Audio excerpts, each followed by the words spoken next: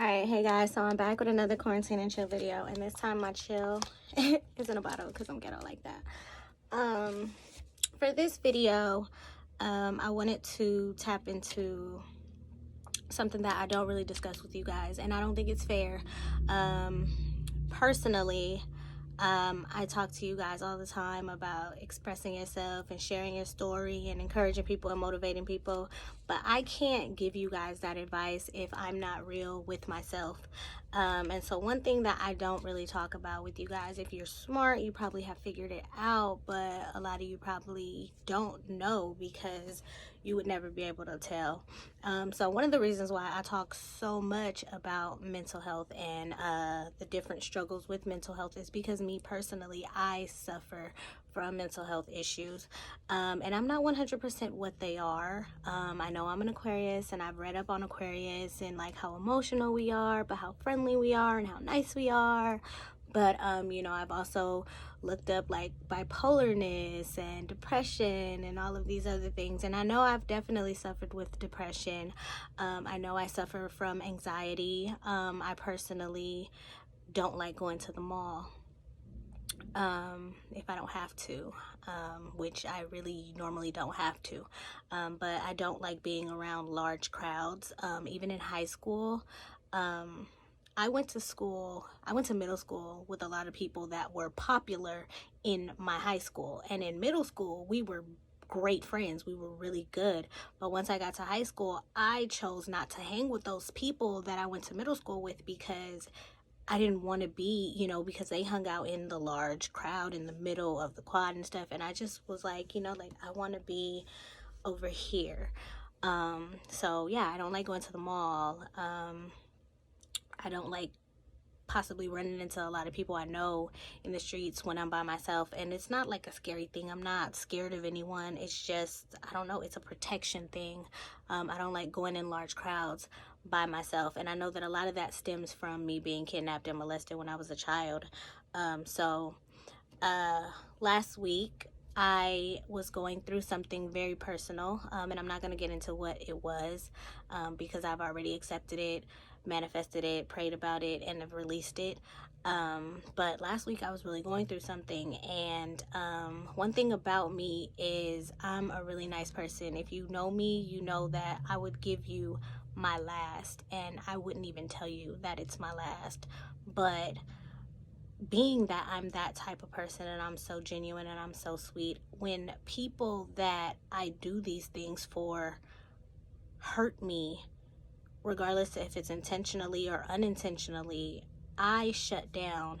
And it's just like a marriage. It's like when you get married, you say your vows for better or for worse, through sickness and health.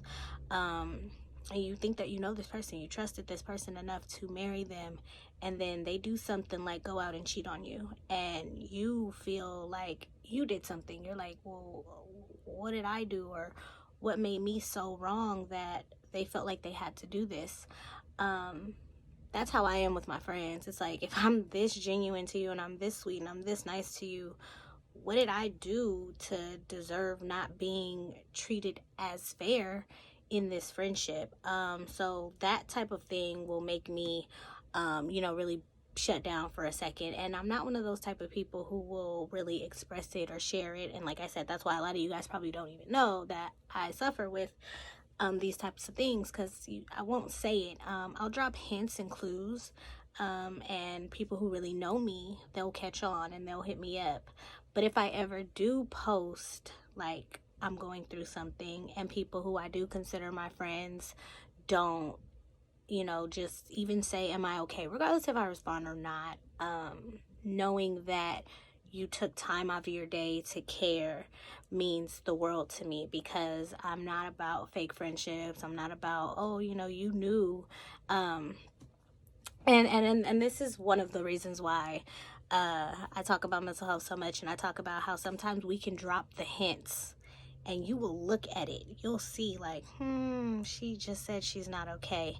But instead of you hitting them up and saying, I hope things get better, or, I'm going to pray for you, when they kill themselves, and don't take this literal. I was definitely not having suicidal thoughts, but I'm giving you guys an example of how fake friendships can go. You know, it's like you can look at something where it's obviously saying that I'm not okay, and instead of you hitting me up to ask me what's going on or do I need anything, if you kill yourself, that's when it's, oh my God, I didn't even know. Like, I seen the post, but you seen the post, but what? That's the problem. You seen the post and you didn't bother to check on your friend. And that wasn't the situation. That wasn't what personally my problem was. But I did see and recognize that a lot of the people who do call me their friend did see my story and they did not, you know, reach out. And that's fine. Like I said, we live and we learn, and we learn who we can call a friend and who we can just consider an associate. But like I said, the reason why I am sharing this video with you guys is because, like I said, I can't give you guys advice and encourage you to tell your story and be more open and talk about your feelings and this and that and the other if I don't talk about my own personal feelings and express to you guys and let you guys know what is going on.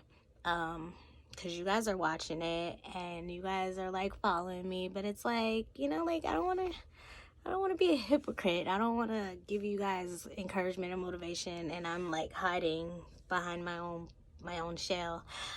So one thing that I will say that I learned from my situation is that sometimes you have to say no. You know, sometimes it's okay to be who you are.